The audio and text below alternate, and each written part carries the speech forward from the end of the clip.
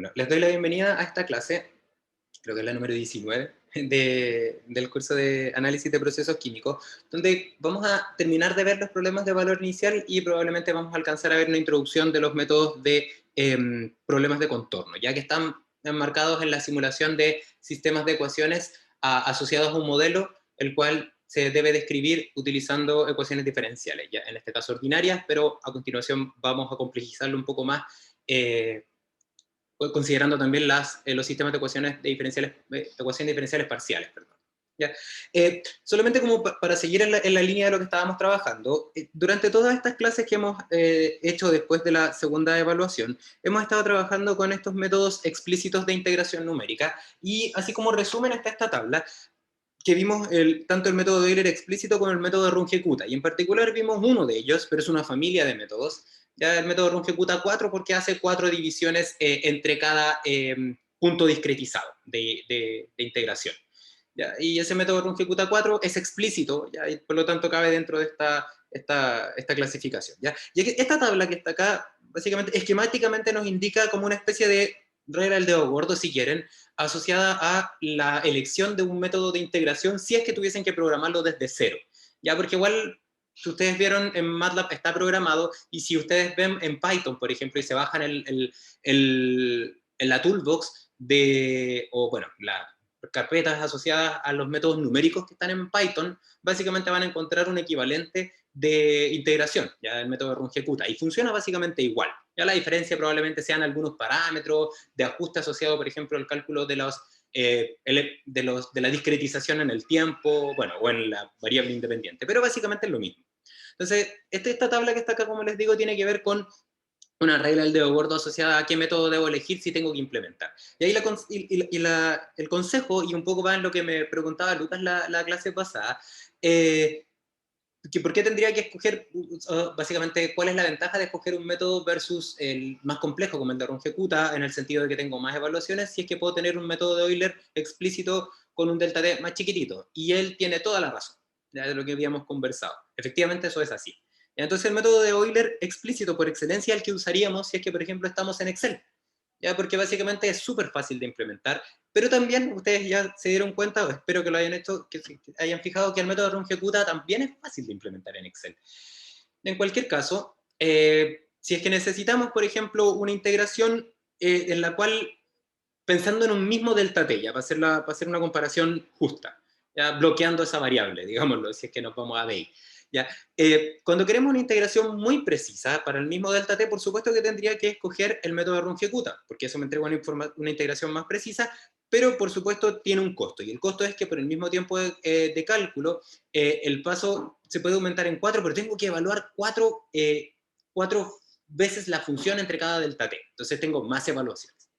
¿Ya? Entonces, si mantenemos constante el delta t, voy a aumentar el número de evaluaciones. Si ahora mantenemos constante el número de evaluaciones de la derivada, podemos aumentar el delta t. ¿Ya? Básicamente esa es como la relación. Y si es que no es tan importante la precisión, entonces por supuesto que sería mejor utilizar el método de Euler, porque para un mismo delta t voy a tener una menor precisión asociada a la integración respecto al método Runge-Kutta. Lo importante, por supuesto, es no diverger. ¿Ya? O sea, el delta t que debiésemos definir sería un delta t que fuese menor al delta t crítico. ¿Ya? Y desde ese punto de vista, Euler es más eficiente, porque básicamente tengo menos evaluaciones de la derivada en cada una de los delta t. Tengo una, de hecho. Entonces ahí básicamente la idea es que uno identifique cuál es la mejor combinación de lo que yo requiero para entonces programar. Como consejo entre ustedes y yo, lo que yo les comento es que quizás siempre uno puede partir con Euler explícito, porque generalmente va bien, ¿ya? Hay que disminuir el delta t, pero claro, si es que el delta t es muy pequeño y estamos demorándonos mucho, o tenemos una celda que está muy hacia abajo, tenemos muchos pasos de integración, entonces Runge-Kutta puede ser la solución. Y ya entonces tienen las herramientas para implementarlo, ya sea en MATLAB, Python, por ejemplo, que es lo mismo al final, o en Excel. ¿Ya? Entonces, para que lo tengan presente. El tema acá es un poco asociado a la lámina anterior de por qué querríamos implementar una simulación eh, que no fuese tan precisa, o sea, como de base decir que no vamos a tener una integración tan precisa. Y ahí tiene que ver un poco con lo que yo les decía, el spoiler que utilicé para responder la pregunta que me habían hecho asociada a la diferencia o a la ventaja de usar un método Runge-Kutta. Y básicamente porque existen ocasiones, y aquí aparece en ingeniería química, que la representación de los sistemas físicos, que son un conjunto de ecuaciones diferenciales a ser resueltas simultáneamente. Y ahí yo les ponía el ejemplo ya de estos dos, por ejemplo, sistemas, estos dos estados x1 y x2, que están a una determinada temperatura y que tienen fijo entonces un determinado vector de variables de decisión y un vector de parámetros ya conocidos. Entonces, cuando nosotros hacíamos las integraciones, por ejemplo, podríamos tener el caso de un estado que se mueve muy lento y otro estado que al contrario se mueve muy rápido. ¿Ya? Entonces, en este caso, si por ejemplo en la función 1 que corresponde a la derivada de x1 con respecto al tiempo, puede ser la posición y va a aplicar lo mismo, y la función 2, que es la derivada del x2 en función del tiempo, recuerden que les había comentado que la idea acá sería ser ser muy ordenadas y ordenados. Si es que, por ejemplo, estas funciones dependen de los dos estados, entonces tendríamos que hacer esta integración simultánea porque los sistemas están acoplados, ya como justamente como dice por acá, que están los sistemas acoplados. ¿Ya? Y en ingeniería química tenemos de estos sistemas por montones. ¿Ya?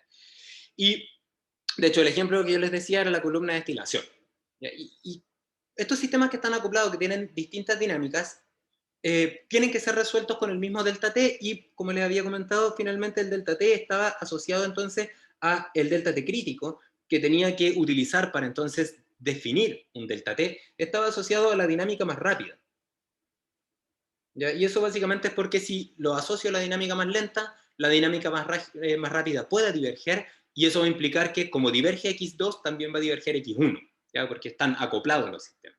¿Ya?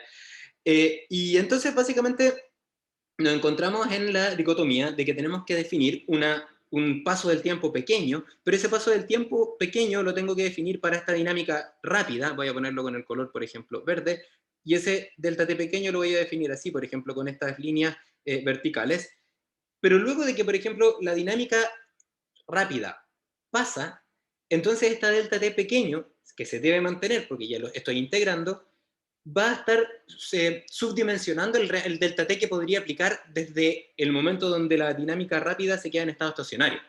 ¿Ya? Porque básicamente definí un paso muy pequeño para una dinámica que ya pasó. ¿Ya? Entonces yo digo, ya, ¿y qué pasa si, por ejemplo, si es que yo defino, ya que estoy supeditado, estoy limitado por el delta t crítico de la dinámica más rápida, ¿qué pasa si yo defino un delta t que está por debajo del delta t crítico, ¿ya? Pero que no, no está tan debajo del delta t crítico? O sea que el sistema converge, la dinámica rápida converge, pero converge no tan preciso. ¿Ya? O sea, no sé si ustedes recuerdan que cuando vimos el ejemplo de Euler, que por ejemplo con delta t es más grande, por ejemplo el doble, pensemos que ahora esta va a ser el segundo delta t, o sea, el doble de las líneas verdes. Entonces, en vez de tener los puntos que estaban sobre la curva, lo que tenía quizás era como una cosa como así, después quizás como una cosa como así, después hacía así, después hacía así, y después hacía así. ¿Ya? O sea, básicamente no es exactamente la dinámica, no, por lo tanto no son exactamente los valores del x2, pero básicamente aumento el paso y eso implica entonces que la integración completa se hace más rápida. ¿Ya? Entonces, ¿por qué quisiéramos hacer eso?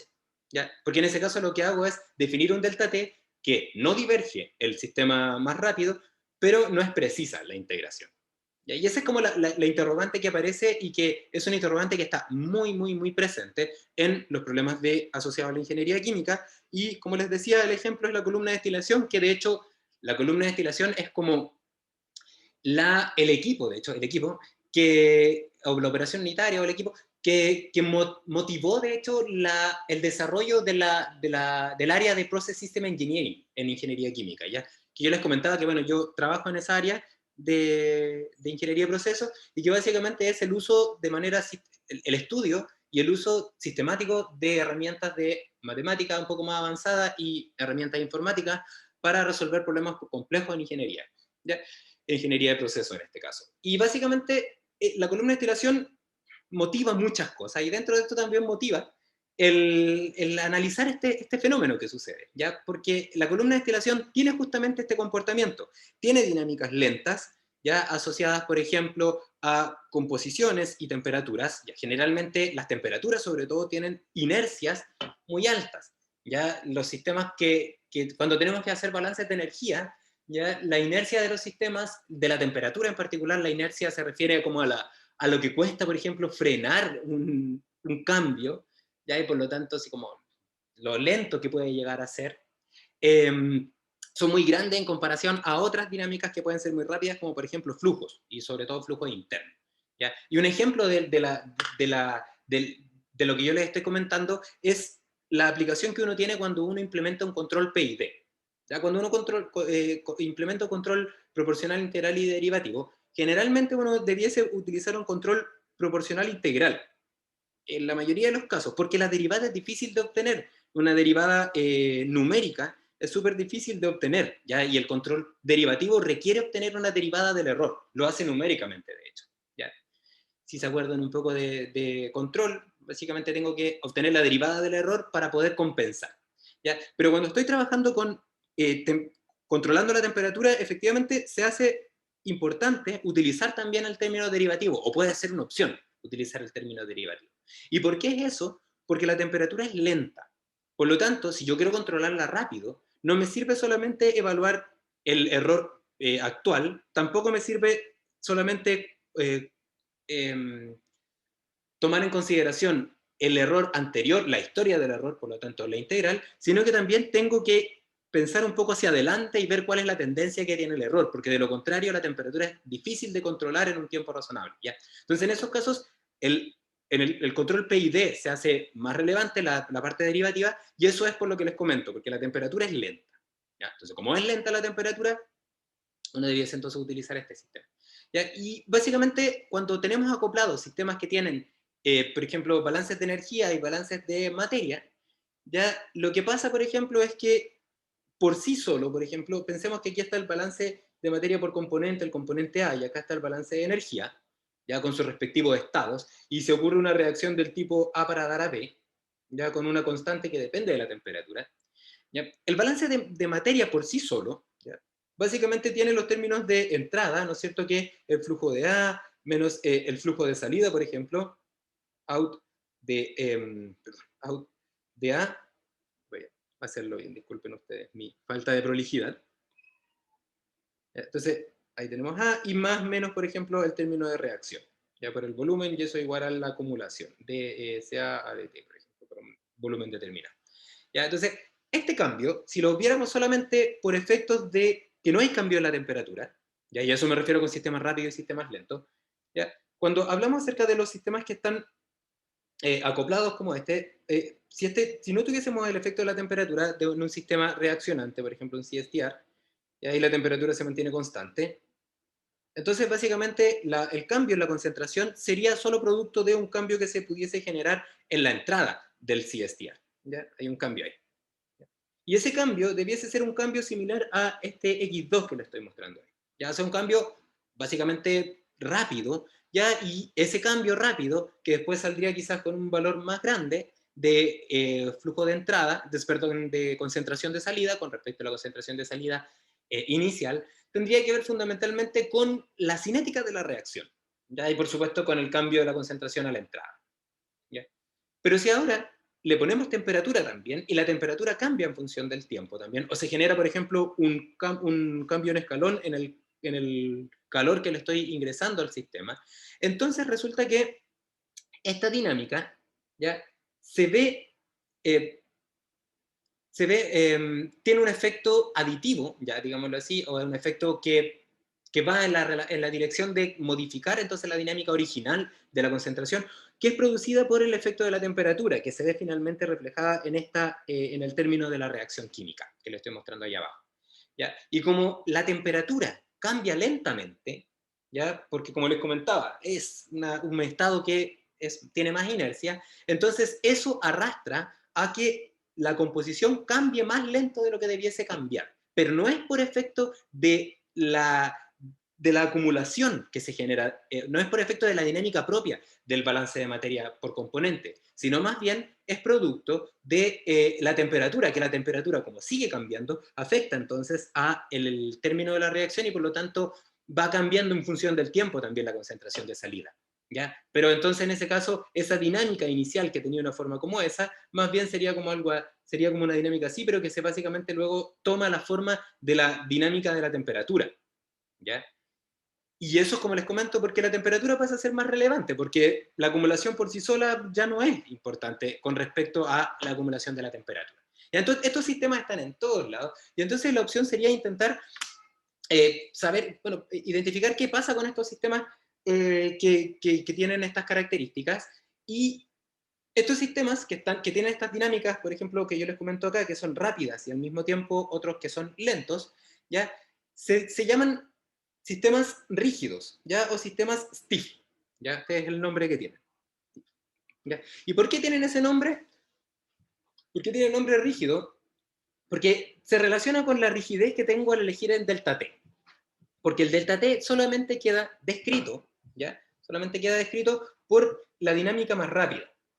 Y entonces hay como una especie de restricción que me evita que yo tenga la libertad de escoger un delta T más grande, por eso se llaman sistemas rígidos, ¿ya? Y que, como les decía, ocurren en este caso cuando pasan esta combinación de dinámicas, ¿ya? Entonces, si pensamos, por ejemplo, en dos estados que son iguales, para que sea más fácil la idea que les quiero mostrar, imaginémonos que estamos evaluando la composición, que X corresponde a la composición de un determinado compuesto en una columna de destilación, pero en dos lugares distintos, ¿ya? En este caso, por ejemplo, el negro representa la evolución de la composición en el tanque de almacenamiento de concentrado, ¿ya?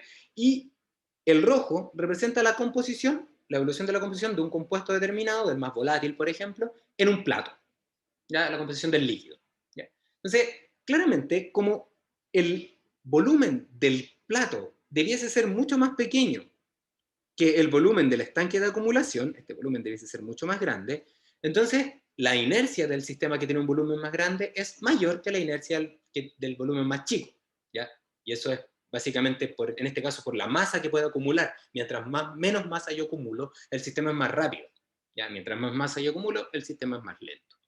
Entonces, dicho eso, y pensando que cuando nosotros y nosotras simulamos un sistema como este, a nosotras y nosotros lo que nos interesa es evaluar el comportamiento, en este caso, a la salida de un equipo, a nosotras y nosotros nos interesaría más bien identificar el comportamiento, lo voy a anotar con verde, de esta composición, porque esa es la composición de salida, esa es la composición que nos interesa, ¿ya? Entonces, si entonces nos enfocamos en este equipo en particular, ¿ya? Vamos a observar que nuestro sistema, ¿ya? Va a tener una determinada tasa de cambio asociada al volumen de este sistema. Imaginémonos que está lleno para que sea más fácil la idea de que no hay cambio de volumen, para que sea más fácil, ¿ya? Entonces, viene por acá, sube el vapor que se evapora de este plato, del último plato, del plato de más arriba, el cual tiene una dinámica como la que le estoy mostrando abajo, esta dinámica roja, ¿ya? Y esta dinámica roja entonces va a tener como es más rápido, entonces cualquier cambio que se genera acá adentro se va a ver reflejado con cambios más bruscos para un mismo delta T, que es lo que estoy observando acá. ¿Y eso por qué es? Porque básicamente este sistema recibe una señal, este sistema me refiero al acumulador de cabeza de la columna de destilación. Recibe una señal, por ejemplo, que es como así, imagínense así, ¿ya? Que tiene hartos cambios en el tiempo, que tiene hartas puntas y que los cambios son muy rápidos, ¿ya? Pero cuando entra acá, este sistema tiene un comportamiento que para modelarse uno lo asume que es mezclado. ¿Y qué significa un sistema mezclado? Que tiene un determinado volumen, que lo que sale de acá está suavizado, ¿ya? ¿Qué significa que esté suavizado? Que si es que hacemos un gráfico, por ejemplo, en el mismo eje, donde está el tiempo y donde está la composición, pero está la composición del componente volátil en el estanque y la composición del componente volátil justo cuando va ingresando al estanque, ¿ya? Entonces lo que vamos a observar es que si este sistema, por ejemplo, hace así, tiene cambios bruscos y se va subiendo, por ejemplo, lo que va a hacer el sistema de acumulación del producto de cabeza de la columna es que básicamente va a seguir un comportamiento que es más bien lento y que no tiene esos cambios así como muy rápidos en la dinámica. ¿Y eso por qué es? Porque los sistemas como estos que tienen grandes tamaños funcionan como promediadores, ¿ya? Son una especie de sistemas que promedian, ¿ya? Y el valor con respecto al cual promedian y con respecto al cual sacan entonces el valor de la salida depende del tamaño del sistema, ¿ya? Para que se entienda la idea, imaginemos un ejemplo así como extremo, ya para que se entienda lo que les quiero comentar. ¿Ya? Un ejemplo extremo donde tenemos un dispositivo que admite un determinado flujo, vamos a poner acá que está lleno, también para que el volumen no sea tema, ¿ya? Entonces imaginémonos que tenemos una concentración Ca y a tiempo cero sea cero y se transforma en Ca1, por ejemplo. ¿Ya? Concentración inicial, concentración final. ¿Ya? Y este sistema tiene un comportamiento completamente mezclado y entonces acá va a salir concentración out, ¿ya? De salida. Y todo esto en el tiempo. ¿Ya? Entonces, imaginémonos que este sistema es tan pequeño que solamente cabe por ejemplo, un mol o aún más pequeño, una molécula del compuesto A. ¿Ya? Si eso pasa, que es el caso hipotético ya donde básicamente estoy en una situación extrema donde el volumen tiende a cero, básicamente, para que pase eso, entonces lo que observaríamos es que si el cambio en la entrada, por ejemplo, pasamos de CA0 a CA1, ¿ya? Lo que va a pasar es que justo dependiendo, por supuesto, del caudal, porque ahí está el tiempo de residencia, pero pensando que tenemos un tau fijo, un tiempo de residencia fijo, lo que va a pasar es que el sistema estaba en CA0, esta es la salida, sea out, vamos a ponerle acá sea out, y después del tiempo de residencia el sistema se pegó este salto, ¿ya? Y básicamente, ¿por qué tiene la misma forma en la entrada que la salida? Porque el sistema no admite más moléculas para generar este comportamiento de mezcla. Imaginémonos, por ejemplo, que ahora el sistema admite dos moléculas. Vamos a ponerlo con verde. Del compuesto A. Entonces, como admite dos, lo que va a pasar es que estas dos que estaban acá, en un principio, por ejemplo, a tiempo cero había, vamos a ponerlo con dos, vamos a ejemplificar la idea con dos pelotitas donde estas corresponden a las moléculas con una determinada concentración, para que se entienda lo que les quiero mostrar. ¿Ya? Entonces, en tiempo cero esta era CA0 y CA0. ¿Ya? Cuando pasó un instante de tiempo, lo que pasó es que una de ellas pasó a CA1, mientras la otra se mantuvo en CA0. ¿Ya? Y como esto tiene un comportamiento perfectamente agitado, lo que está saliendo de acá debe representar el sistema dentro del estanque de mezclado. ¿Ya? Y básicamente entonces lo que tendríamos acá sería un CA un medio. ¿Ya? Porque básicamente estaría entre el CA0 y el CA1 medio. O sea, entre el CA0 y el CA1. Habría una concentración intermedia. ¿Ya? Y esa concentración intermedia implicaría que en este caso, por ejemplo, el sistema haría esto, ¿ya? Y luego, para el segundo de tiempo, ¿ya? Donde vuelve a ingresar este CA1, o bueno, esto está ingresando continuamente, pero estoy sacándole fotos, básicamente el CA1 ya se va a mantener porque está entrando solo un flujo con una determinada composición y este va a ser CA1. Y por lo tanto la salida en el siguiente instante va a ser CA1. Entonces va a tener aquí, por ejemplo. Y ahí se va a mantener. ¿Ya? Y si ahora hacemos este mismo ejercicio, pero ahora pensamos que este sistema tiene un volumen que tiende a infinito, entonces lo que observaríamos es que nunca llegaríamos al CA1. ¿Ya? Sería una transición muy lenta, muy lenta, muy lenta, muy lenta, y nunca llegaríamos al CA1 porque tiene un volumen infinito. ¿Ya? Entonces, de esta idea, podemos identificar dos cosas.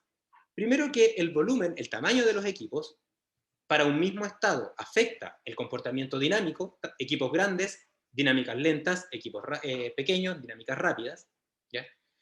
Y lo segundo que podemos identificar es que cuando yo tengo sistemas que reciben, que tienen un volumen mayor, por lo tanto una dinámica más lenta que el volumen que viene desde antes del el volumen que determina la dinámica de la alimentación, ¿ya? O sea, este es un volumen chiquitito y es un volumen grande, lo que va a pasar es que el cambio brusco que se puede generar producto de la dinámica rápida del volumen pequeño se va a absorber en un sistema de un volumen más grande.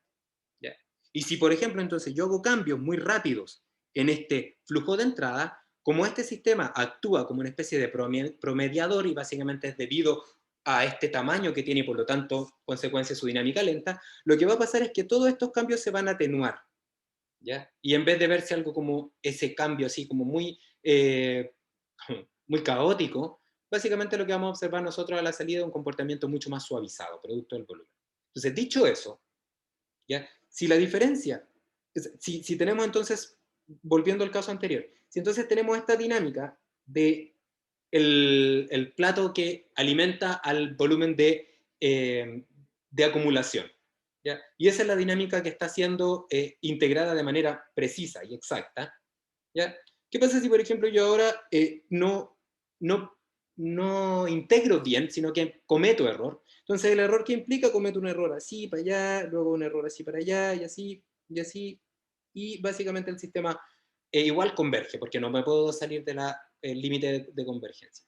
Lo que va a pasar es que todos estos cambios que se produzcan por efecto de la mala integración van a ser absorbidas por este que está acá, porque actúa como un promedio, ¿ya? Entonces, dicho eso, lo que va a pasar es que podríamos llegar entonces al momento de integrar estos sistemas acoplados, como lo que a mí me interesa es evaluar el comportamiento dinámico del sistema que sale del equipo de la columna, en este caso lo que sale del el estanque de acumulación, podría entonces tolerar tener delta T que no hagan que diverja la dinámica más rápida, pero que entreguen una integración no tan precisa, porque finalmente el sistema de acumulación se va a encargar de corregir ese comportamiento, ¿ya? Entonces, esa es la idea fundamental asociada a por qué yo querría una simulación poco precisa. Porque las simulaciones poco precisas para sistemas acoplados estarían dadas fundamentalmente en las dinámicas rápidas, y como son sistemas acoplados y las dinámicas lentas son las que mandan al final el comportamiento global de los sistemas en transiente, entonces podríamos decir que aun cuando tenemos una integración poco precisa, este sistema que está acá, que actúa de promediador, corregiría eso. Entonces, básicamente, por eso podríamos entonces podríamos querer simulaciones poco precisas. Y estos sistemas STIF, ¿ya? Que son los que yo les comento, aparecen, como les decía, en los ejemplos que ustedes pueden observar, sobre todo en la industria, ejemplo clásico de la columna de destilación, y entonces nos permite entonces tener alguna especie de respiro asociado a los requerimientos de cálculo de un determinado sistema cuando queremos integrarlo. ¿Ya? Entonces, al final podemos llegar a la conclusión, espérenme un poco que se me quedó, no sé por qué se me quedó esto pegado. Voy a dejar de compartir un momento y ahora voy a volver a, espera un momento, y voy a volver a compartirles la pantalla. Ahí sí. Entonces, dicho eso, podríamos como finalmente resumir lo que yo les acabo de contar, como que los sistemas STIP se requiere una integración, si se requiere una integración muy exacta, tendríamos que entonces hacer, o sea, si no requerimos, perdón, una integración muy exacta, como lo que yo les acabo de mostrar, entonces podríamos ocupar Euler explícito con un delta t que no esté tan cerca del delta t crítico, para que no diverja, pero básicamente que podemos perder estabilidad. Pero si aún así, igual requerimos hacer una simulación muy exacta, ¿ya? Entonces lo que podríamos hacer es intentar diseñar el paso de integración para la dinámica más rápida, pero básicamente eso lo que haría sería que las cosas simularan de manera lento porque tendría que tener muchos pasos, ¿ya? Y como les decía, eso tiene un costo que es desde el punto de vista dinámico, los procesos lentos son los que determinan el comportamiento global del sistema. Entonces, básicamente, como en resumen de lo que yo les acabo de contar, podría ser aceptable tomar un paso de integración de compromiso de tal manera de que la dinámica rápida no diverja, pero que no sea tan exacto, y las dinámicas lentas, que son las que se encargan de entonces complementar estos errores asociados a que el comportamiento dinámico del sistema completo, acoplado, está relacionado con la dinámica lenta, ¿ya?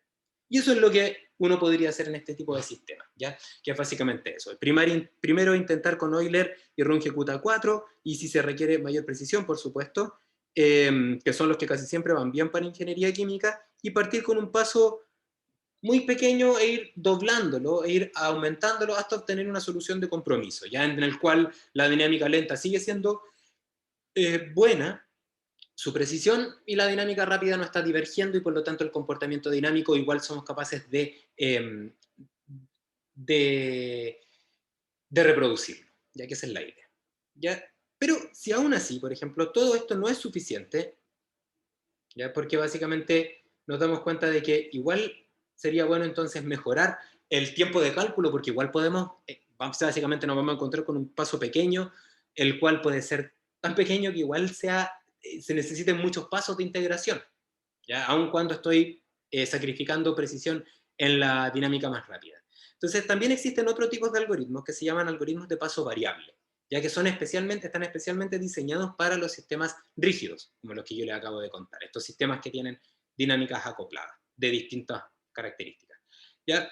Y que lo que hace básicamente es que nos dice que entre el T0 y el TF, nosotros habíamos asumido que teníamos un delta T constante. Y lo que hacen los algoritmos de paso variable es decir, no necesariamente es así. Podríamos entonces, en puntos intermedios, por ejemplo, en un TN, por ejemplo, un punto intermedio, aumentar el paso del tiempo, pasar a un delta T más grande. ¿Por qué? Porque básicamente nos observamos que, por ejemplo, en este caso de este sistema rígido, que yo les muestro acá, una vez que llegamos a que el sistema 1 llegó a estado estacionario, ya como este sería el TN, no tiene sentido seguir integrando con el mismo delta T chiquitito que estaba hasta antes de este estado estacionario, porque básicamente esta dinámica ya no existe, está en estado estacionario, y entonces podríamos preguntarnos si podemos cambiar el delta T ahora para esta dinámica que es más lenta, ¿ya? Y lo que hacen los algoritmos de paso variable es eso, es ir preguntándose si todas las dinámicas siguen siendo importantes o si alguna de ellas ya llegó a estado estacionario. Y si alguna de ellas llegó a estado estacionario, entonces se activa un switch que lo que hace es aumentar el delta T para entonces disminuir el número de pasos de integración en adelante.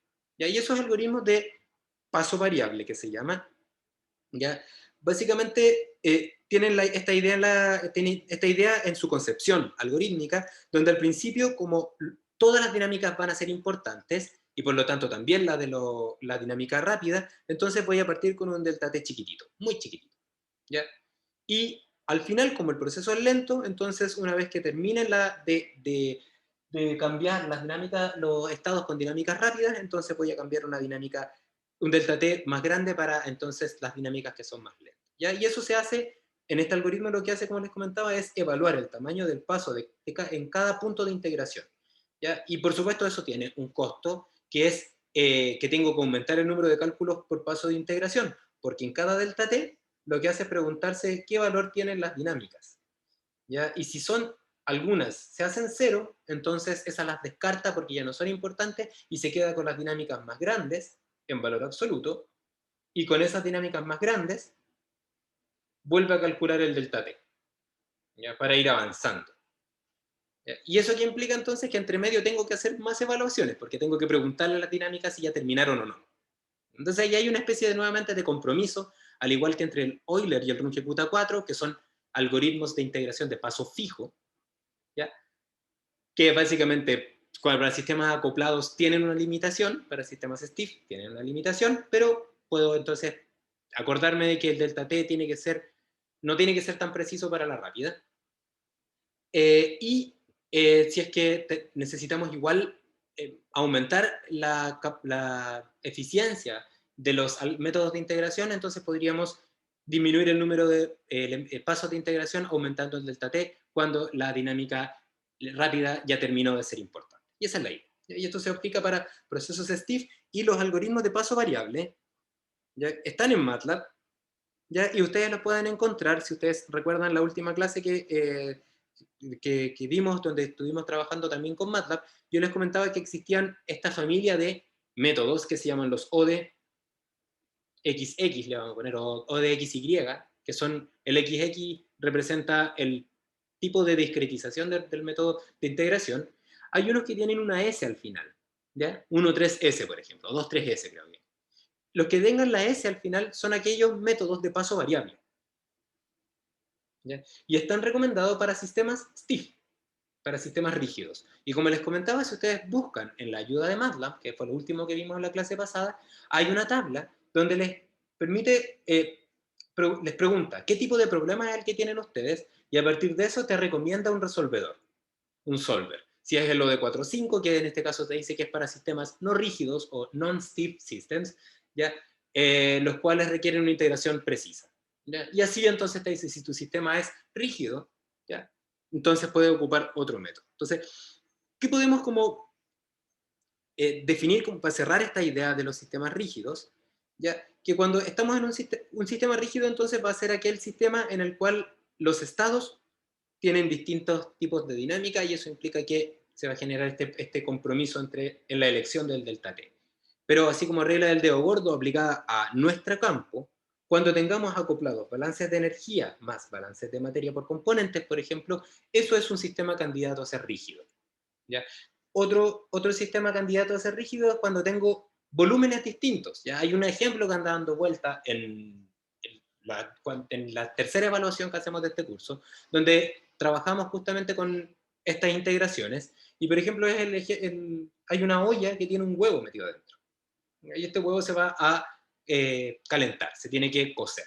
Entonces, el volumen dentro del huevo es muy pequeño en comparación al volumen de la olla. En ambos casos se tiene que hacer un balance de energía, ¿ya? Pero el balance de energía de la olla es lento, porque tengo mucha agua.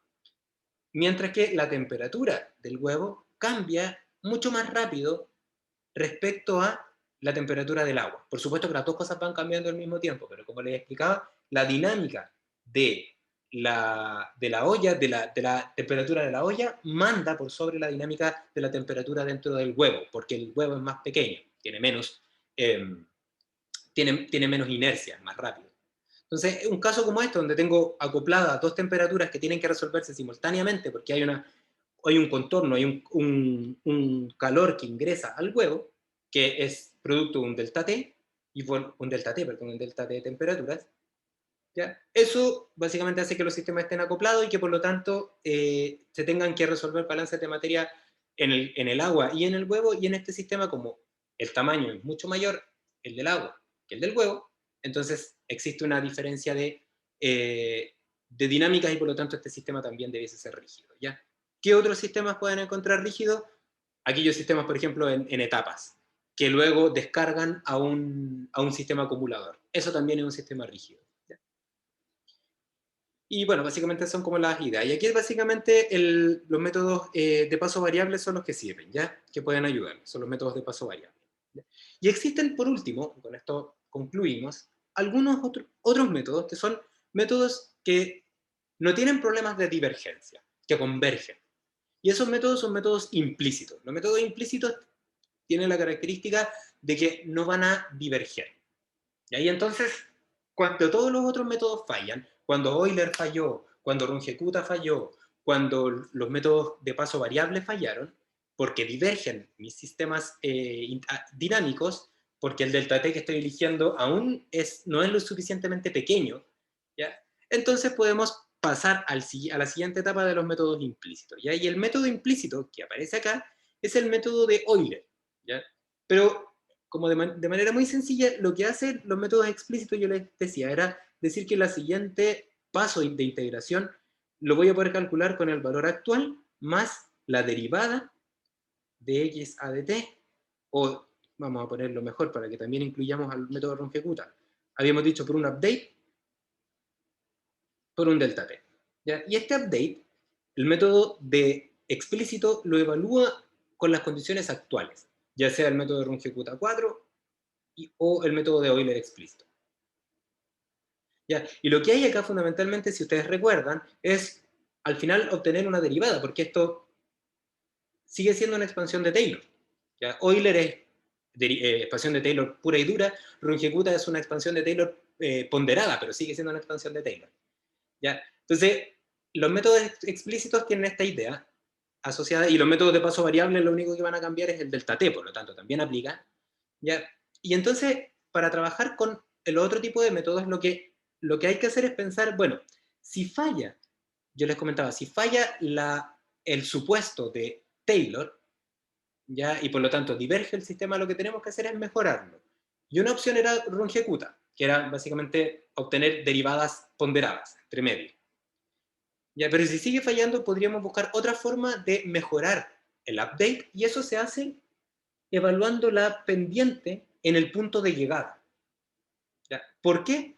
Porque el punto de llegada, si yo hago esto, lo que estoy identificando fundamentalmente es que la pendiente que voy a evaluar debiese ser evaluada en un punto que pertenece a la curva que estoy integrando, porque voy a evaluar, porque no es que punto de llegada lo voy a conocer simplemente evaluando la derivada en el punto actual. Eso no me permite identificar si es que el punto de llegada, o sea, el punto en el siguiente paso de integración pertenece a la curva.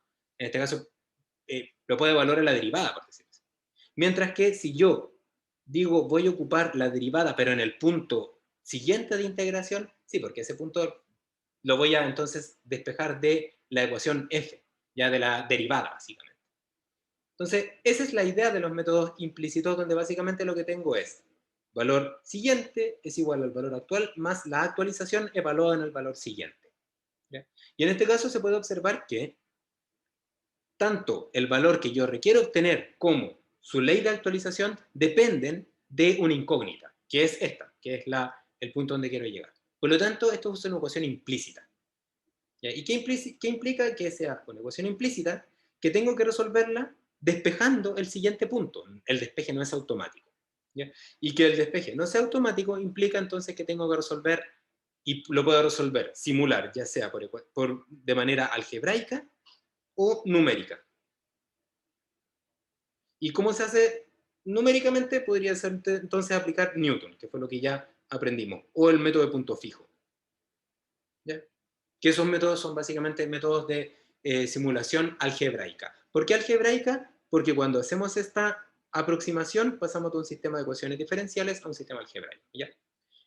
Como hay mucha gente que entiende mejor gráficamente y otra que entiende las cosas de manera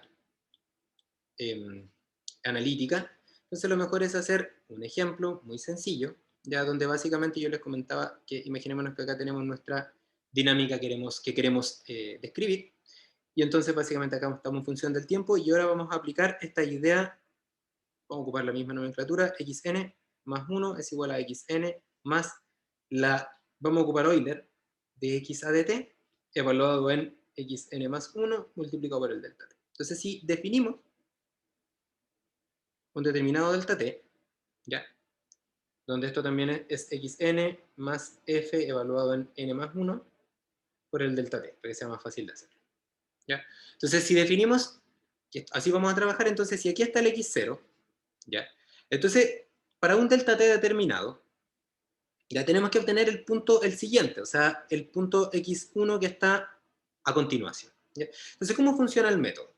Dice lo siguiente, dice, bueno, tomando en cuenta que esta es la ecuación de más 1. Esta es la ecuación de actualización. Entonces, yo puedo avanzar siempre y cuando conozca el xn más 1. Ya, pero no lo conozco. Entonces, ¿qué es lo que puedo hacer? Tengo que resolver esta ecuación. Tengo que despejar el xn más 1. Lo puedo hacer algebraicamente, ya, o lo puedo hacer numéricamente. Si lo hiciera numéricamente, ya lo que tendría que hacer entonces sería tener esta ecuación que está acá, menos xn más 1 es igual a 0. ¿Ya? Y lo que podríamos hacer acá sería aplicar el método de Newton. ¿Ya? ¿Y cómo funcionaría el método de Newton para este caso? Diría, me voy a dar un valor inicial de xn más 1. Voy a ponerle x0. ¿Ya? Y ese valor de x0 entonces va a ser, por ejemplo, pensemos que va a ser, imaginémonos que definimos este valor que está acá. Este va a ser nuestro x1, 0, nuestro primer iterador. Entonces, ese primer iterador nosotros nos lo damos y también entonces podemos evaluar la derivada. Entonces, evaluamos la derivada. Entonces, acá está la derivada. ¿Ya? Y con esta derivada, entonces nos preguntamos si, evaluamos ahí, y entonces nos preguntamos si esto es igual a 0. ¿Ya? ¿Qué significa que sea igual a 0? Que entre estos dos puntos, utilizando la pendiente, básicamente obtendríamos, sería cierta la expansión de Taylor en función del tiempo. ¿Ya? Entonces, si no lo es, ¿qué tendríamos que hacer? Tendríamos que seguir iterando, seguir buscando un valor, un nuevo valor. Ese nuevo valor podría ser, por ejemplo, un xn más 1, que va a implicar xn más 1, 1. Y por lo tanto, ese siguiente valor va a ser, por ejemplo, x1, 1, que va a ser este. ¿Ya? Y entonces, básicamente, lo que hacemos es buscar para un valor de este x1 siguiente, lo que hacemos es ir iterando, manteniendo en este caso el valor evaluado en el delta t siguiente. ¿Ya? O sea, todas estas iteraciones que yo les estoy mostrando acá es simplemente para encontrar el siguiente x1. Por eso es un método implícito iterativo. ¿ya? Y una vez que lo encuentran, entonces dice, ok, acá está el siguiente punto y entonces repetimos la misma idea. Para saber si es que lo encontré o no, tengo que resolver esta ecuación o este sistema de ecuaciones, ¿ya? Y este sistema es un sistema que es, este método es un método que es robusto porque básicamente no hay divergencia, no diverge, ¿ya? Y entonces se puede utilizar en casos donde los otros métodos fallaron porque básicamente no falla, pero implica entonces que por cada delta t tengo que resolver un número, por ejemplo, k de iteraciones para que converja esta ecuación de actualización, ¿ya? La ecuación de actualización no es llegar y de reemplazar, sino que es despejar utilizando métodos numéricos, ¿ya? Entonces, como les decía, método este es bueno y se recomienda cuando los otros métodos fallaron, que es el método de Euler, ¿ya? Y por lo tanto, entonces, para sistemas STIF es súper recomendado también, si es que falló el método de paso variable, ¿ya? Entonces usted se deja para el final porque, como les explicaba, tiene esa característica, ¿ya? Y bueno, aquí hay un ejemplo para el mismo caso de la ecuación de decaimiento que habíamos visto en el Excel, donde básicamente si teníamos una ecuación diferencial como esta que estaba acá, ¿no es cierto? Que teníamos un dx a dt es igual a lambda por 1 menos x. Entonces, si quiero aplicar el método de Euler implícito ahora, lo que tendría que hacer sería aplicar la idea que sería equivalente a esto que yo les muestro acá. O sea, sería el xn más 1, sería igual al xn más la derivada pero evaluada en el punto siguiente. Como esto es un sistema lineal, igual uno puede despejarlo, ¿ya? Pero si es que no pudiésemos despejarlo, tendríamos entonces que simularlo numéricamente. Entonces, esta sería la ley de actualización, la cual, como les decía, es implícita porque tanto a la derecha a la izquierda, perdón, como a la derecha de su relación de igualdad aparece la incógnita, pero eso es implícito. Entonces, ¿qué hacemos? Despejar. Y cuando despejamos, porque básicamente es posible hacerlo para este problema que es muy sencillo, obtendríamos esta ley de actualización. Y esa sería la ley de actualización de Euler implícita, ¿ya? Que, como se ve así, fíjense, miren. Aquí está la comparación entre el método de Euler explícito, que decía esto, xn más 1 es igual a xn más la función evaluada en L por delta t, y el método de Euler implícito, que sería la función evaluada en n más 1 por delta t. La misma ecuación. Entonces, si observan, habíamos dicho que el valor de lambda, que era en este caso es 1, ¿ya?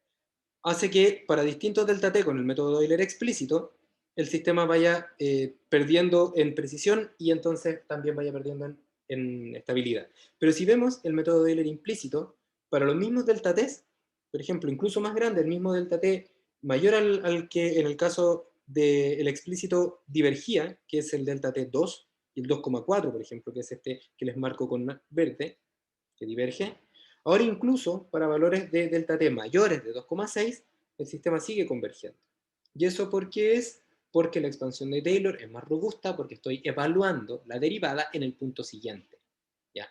Eso básicamente es como la idea. ¿Ok? Y bueno, ¿por qué pasa eso? Aquí hay una explicación básicamente de por qué pasa eso, pero en palabras súper sencillo, Euler implícito no diverge. Esa es la idea.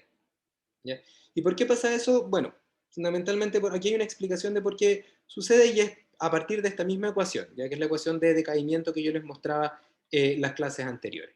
Ya solamente que la diferencia es que ahora le saqué el 1. Déjenme un momento que aquí estaba. El 1 menos x, ahora este le puso un 0. ¿Ya? Para hacerlo más sencillo. Entonces, la ecuación de decaimiento para un lambda de 1, en este caso, da algo como esto. Da esa expresión que ustedes ven ahí, ¿ya? Con el delta x. Tiene una ecuación que se llama ecuación de decaimiento. ¿Ya? Y esa ecuación de decaimiento ya tiene una expresión analítica que es re fácil de obtener porque uno integra nomás con la exponencial. No hay no homogénea, solamente hay homogénea. ¿Ya? Y lo que hay que hacer acá entonces es evaluar qué pasaría si es que yo aplico el método de Euler explícito o el método de Euler implícito. ¿Ya? Y entonces, a partir de eso es como uno define o como uno puede interpretar lo que pasa con esta divergencia o no divergencia, ¿ya? O convergencia. Entonces, imaginémonos que resolvemos este sistema de ecuaciones con un método numérico con un error asociado, ¿ya? Definido como que el x que corresponde a la ecuación que resuelvo con el método numérico va a estar compuesto del valor real al mismo tiempo, por ejemplo, más un error asociado al tiempo de integración, siendo ese error E. ¿Ya? Entonces, básicamente, si nosotras y nosotros pensamos que tenemos un dx, pongámoslo así, x' es igual a menos lambda por x, ¿ya? Y lo resolvemos con un método numérico, entonces esto implicaría que tendríamos x' e más error prima, ¿ya? El error de integración, estoy reemplazando, es igual a menos lambda por el x exacto más, en este caso, el error. ¿Ya? Y ese sería el reemplazo de esta ecuación que integro numéricamente en la ecuación diferencial. ¿Ya? Y pueden observar acá que si yo tomo el término xe', que va a ser igual a menos lambda xe, porque es la solución de mi sistema, va a hacer que al final se vaya este término con ese término, porque son iguales. Y entonces cuando yo hago aplico esta idea, entonces me queda un e' es igual a menos lambda por el error. Y esta ecuación se llama ecuación de decaimiento del error. Y básicamente nos indica cuando un sistema diverge o converge. ¿Por qué? Porque básicamente el error debiese tender a cero si t tiende al tiempo final. Y en ese caso converge. Pero si el error no tiende a cero, por lo tanto, y entonces tiende, por ejemplo, a infinito, o a más menos infinito, si el tiempo tiende a tiempo final, entonces mi sistema diverge. Entonces aquí está la regla de convergencia y esto sería lo que pasaría cuando el sistema diverge. ¿Ya? Tiende a cero o tiende a más menos infinito. ¿Ya? Esta ecuación que está acá. Y si esta ecuación de error ya la integramos con los dos métodos, método de Euler explícito, por ejemplo, obtendríamos una expresión como eso, el e' menos lambda por e. Ya obtendríamos entonces esa ecuación, ya que sería básicamente aplicar el método de Euler, donde el h en este caso es un delta t, pero es irrelevante. Y básicamente lo que evaluaríamos para ver si es que el sistema converge o no es la relación que existe entre el error actual y el error futuro. ¿Ya? Entendiéndolo entonces que si esto iba así, si esta era la exacta, entonces si es que el error tiende a cero, entonces lo que debiésemos observar es que la integración debiese parecerse a la solución real. Entonces esta distancia sería el error de integración. Y si el sistema diverge, entonces lo que pasa es que estas líneas, en vez de ir disminuyendo para converger al valor real, lo que van haciendo en verde, por ejemplo, es ir aumentando. Así. Y ahí van aumentando. Entonces, ¿qué implica eso? Que cuando divergen los sistemas, el error n más 1 en valor absoluto es mayor que el error n. ¿Ya? Porque está divergiendo. Entonces, como tenemos una ecuación de decaimiento, o sea, una expresión que describe cómo el error va cambiando, entonces lo que podemos hacer es evaluar qué pasa con Euler y esa relación. Y entonces eso es lo que hacemos y entonces quedaría una expresión que finalmente nos aparecería un error siguiente, o sea, qué valor tiene el error en n más 1 a partir del valor del error anterior, ya que es simplemente despejando y factorizando por los errores. Y obtendríamos esta relación que está acá. El error n más 1 es igual al error n más ese término que tiene que ver con la deriva. Entonces, si es que diverge el sistema, entonces lo que debiese pasar es que este valor fuese siempre más grande. Y si es que converge, entonces este valor debiese ser siempre más chico que el anterior. ¿Y eso cuándo pasa? Cuando converge, cuando este término que está acá, yo lo estoy mostrando, debe ser menor que 1. Pero debe ser menor que 1 tanto negativo como positivo. O sea, el valor absoluto debe ser menor que 1.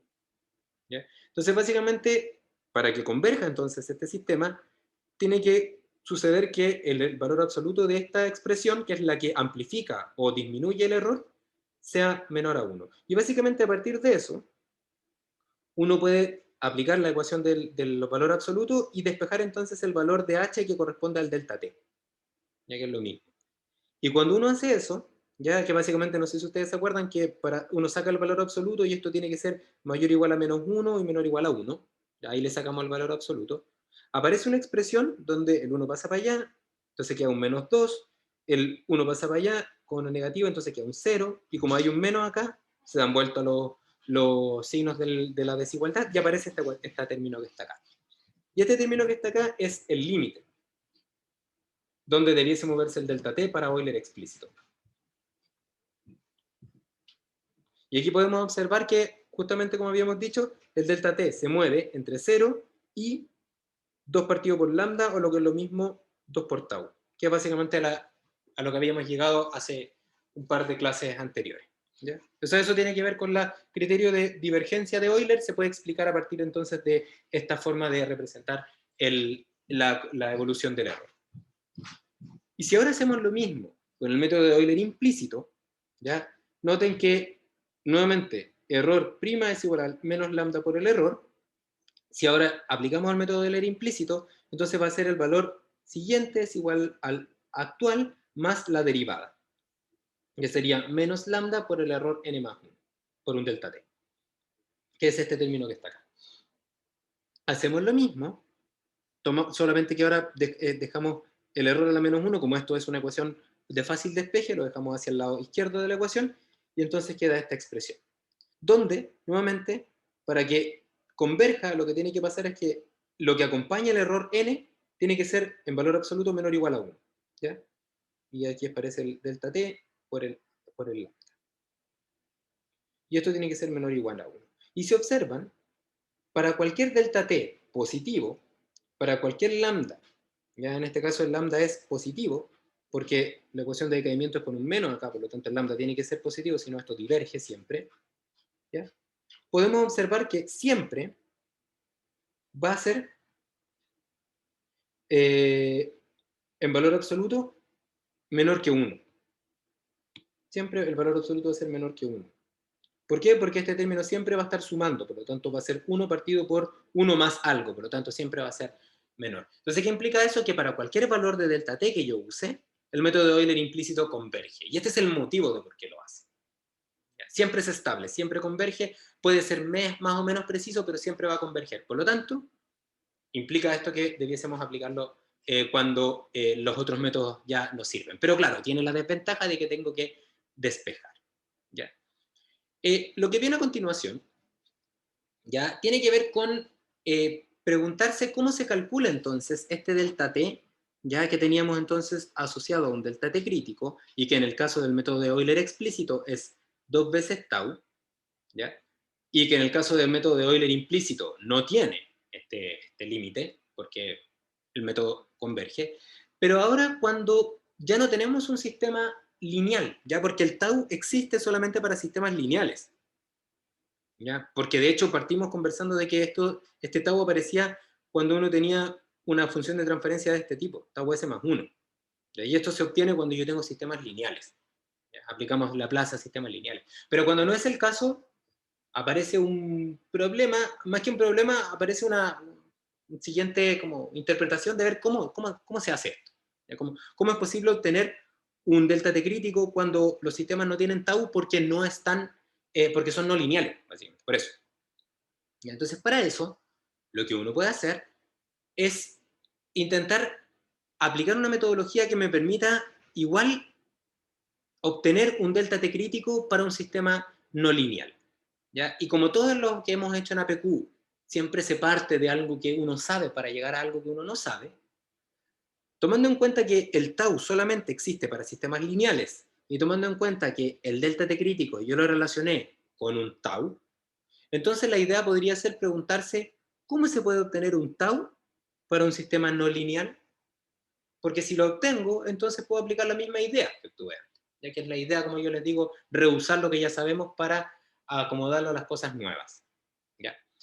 Y básicamente lo que aparece acá es una especie de guía para obtener un delta t asociado a este problema. ¿Ya? Y en particular se trata de un ejemplo que se trata de un PFR, como el que ustedes ven acá, reactor de flujo pistón, donde ocurre una reacción de segundo orden de transformación de un NOx, desde NOx hasta, por ejemplo, nitrógeno y oxígeno. Aquí está. ¿Ya? Y este sistema es elemental y por lo tanto está elevado al cuadrado el cambio de la composición, ya producto de esta cinética de segundo orden elevado al cuadrado. ¿Ya? Entonces, este sistema de ecuación, esta ecuación diferencial tiene una solución analítica, ya que, bueno, ahí está cómo se hace, y básicamente uno puede obtener entonces para distintos valores aquí está la solución analítica, C con respecto a C0, ya es igual a 1 partido por 1 más B, donde B corresponde a este término. ¿Ya? Entonces, si yo me doy el valor de K, por ejemplo, que corresponde a la constante cinética, el C0, el volumen del CSTR, y en este caso, este flujo F, ¿ya? Lo que uno puede obtener es un determinado comportamiento dinámico. ¿Ya? Es un poco irrelevante para los efectos de esta parte, pero solamente para que se entienda que en este caso uno puede obtenerlo analíticamente. Entonces, si queremos hacer esto mismo, pero ahora numéricamente, ¿ya? Lo primero que tendríamos que hacer sería preguntarnos qué valor qué valor de tau tiene este sistema. ¿Ya? Y bueno, para eso la técnica consiste en lo siguiente, para obtener este valor de tau, y por lo tanto obtener el delta t crítico para un sistema no lineal. Lo primero que habría que hacer sería adimensionalizar.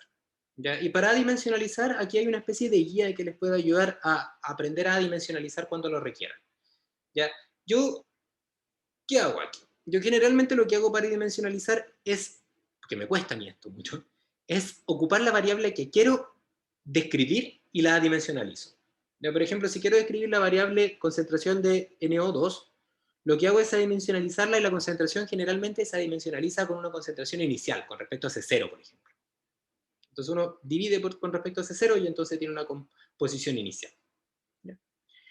Y al hacer eso, entonces tomamos esta ecuación y reemplazamos esta definición de variable adimensional y entonces nos queda, reemplazamos perdón, la variable concentración adimensional en la ecuación y entonces nos queda un V y aquí nos aparece en vez de la concentración de NO2, nos quedaría DI por C0 partido por TZ. Y eso es igual a menos K1 por C0 al cuadrado por I al cuadrado. Y eso es simplemente despejar. ¿Ya? Entonces, a partir de esto, yo lo que puedo hacer ahora, que esto es como una técnica para poder adimensionalizar y que aparezcan estos números adimensionales que de repente los necesitamos usar, ¿ya? Podríamos entonces dejar a un lado de la ecuación algo que es adimensional. Si observan, este y al cuadrado no tiene dimensiones. Entonces lo que puedo hacer es dejarlo solo. ¿Cómo lo dejo solo? Paso el K1 y paso la concentración C0, se me va a ir esta concentración y me va a quedar con C0. Y entonces me va a quedar esto, un y cuadrado. Y como esto es adimensional, todo esto también tiene que ser. ¿Ya? ¿Qué implica eso? Que como el y es adimensional, lo que les marco en verde no tiene dimensiones, porque el y ya es adimensional. ¿Qué implica entonces? Que el otro término, la otra variable que tiene que ser adimensionalizada, estaría dada por un z, por un k1, por un c0 partido por v. Y eso le puedo llamar tau. ¿Por qué? Porque esa variable, como les explicaba, todo eso verde no tiene dimensiones. ¿Ya? Entonces lo que puedo hacer a continuación es despejar el de z, que es lo que se hace acá. Despejo el dz y entonces me va a quedar un d tau por v, k y c0, que cuando lo reemplazo, entonces llego a esta expresión que está acá. Y eso es una técnica que les puede servir para dimensionalizar. Y una vez que tengo eso, uno puede obtener un tau. ¿Cómo lo obtiene? En el caso del método de Euler explícito, que es el que nos interesa, ¿ya? Para identificar el límite de estabilidad, entonces yo usaría mi ecuación de update de Euler, que sería el y' es igual a menos y al cuadrado, ¿no es cierto? Que está acá. Y eso básicamente implicaría que sería el valor siguiente es igual al valor actual más la derivada por delta t, que es esta que está acá, o en este caso h. Entonces, acá no existe un tau, porque este sigue siendo un sistema que es no lineal. ¿Ya? Pero lo que podemos hacer a continuación es que nos podríamos preguntar si el h, por ejemplo, es 0,2, o qué valor debiese tomar el h. Entonces, lo que podemos hacer ahora es hacer lo siguiente, fíjense. Yo sé que el i' es igual a menos i cuadrado. ¿Ya? Entonces, lo que yo podría hacer acá es una expansión de Taylor. ¿Ya? Y entonces, esto aproximarlo a una expansión de Taylor que fuese más fácil, básicamente diciendo que, en este caso, la expansión de Taylor para esta parte sería igual, por ejemplo, a menos dos veces, perdón, menos y al cuadrado en el y0 menos 2 veces y0 por el término... Un momento. Ahí sí. Ahí sí. Esto es aproximadamente este valor por la derivada y por el delta t. ¿Ya? Porque esta que está acá correspondería a la expansión de Taylor de el y cuadrado. ¿Ya? Y eso es justamente lo que uno hace, de que yo le estoy mostrando acá. Ya, perdón, es de este delta y, porque es y menos y0. Y esto sería la aproximación de Taylor de la derivada. Y cuando uno hace eso, y esto lo iguala al de y a dt, observa que esto es un sistema lineal, porque esto es conocido, esto es conocido, esto es conocido, y entonces este sistema lineal sí tiene un tau. Ya que cuando uno lo despeja, va a llegar a que para y0 un determinado valor, por ejemplo, es menos 2. ¿Ya? ¿Qué implica eso entonces? Que el lambda es menos 2, por lo tanto el tau es 1 partido por eso, sería un medio, y el hmax sería 2 partido por un medio, claro, 2 veces por un medio, perdón, porque 2 por tau, entonces sería hmax 1. Y ese correspondería al tau, el delta t máximo. ¿Ya? Y uno volvería a hacer esto, y básicamente acá más que lo que interesa más que el álgebra asociado a esto es que cuando queremos obtener un tau para un sistema no lineal hay que linealizar alrededor del punto inicial, por ejemplo. Y eso nos va a entregar un tau. Y ese tau nos va a permitir obtener un h máximo.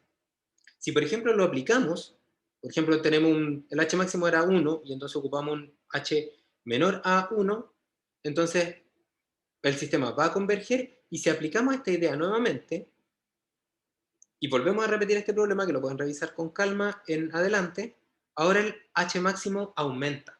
¿Por qué aumenta? Porque el sistema tiene esta característica, es así.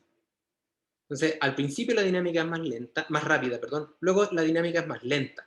Por lo tanto, las aproximaciones de sistemas lineales que uno hace acá tienen tau cada vez que son más grandes. Y entonces lo que uno puede hacer entonces es identificar que cuando uno tiene un sistema no lineal, que converge hacia un estado estacionario, el primer tau que se obtiene va a ser el que va a mandar a todos los siguientes. Y por lo tanto, el delta t que calculo en tiempo cero me sirve para todos los otros delta t. ¿Ya? Y eso es lo que hacen los programas de cálculo numérico que están implementados en MATLAB. ¿Ya? Ok, entonces con esto